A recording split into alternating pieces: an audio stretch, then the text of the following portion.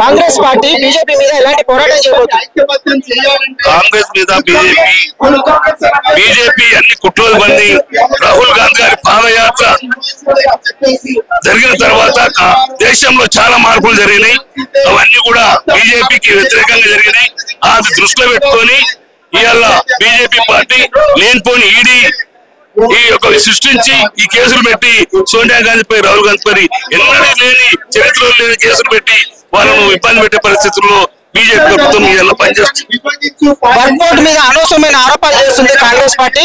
దేశవ్యాప్తంగా ఎన్నో అల్లర్లు సృష్టిస్తుందని చెప్పి బీజేపీ పార్టీ ఆరోపించడం జరుగుతుంది. దాని మీద స్పందన. ఇదంతా కూడా రాజకీయ లబ్ధి కోసమే ఈ యొక్క మతాలను రెచ్చగొట్టి రాజకీయ లబ్ధి పొందడం కోసం బీజేపీ పనిచేస్తుంది. వాళ్ళు మమ్మల్ని కక్షపూరితంగా మా నాయకులను ఇరికించే ప్రయత్నం చేస్తున్నారు.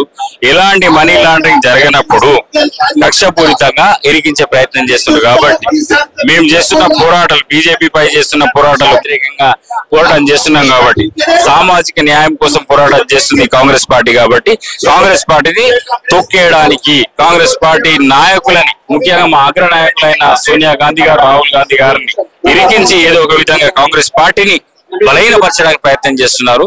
మా కాంగ్రెస్ పార్టీ శ్రేణులంతా ఇవాళ దేశవ్యాప్తంగా తిరగబడుతుంది.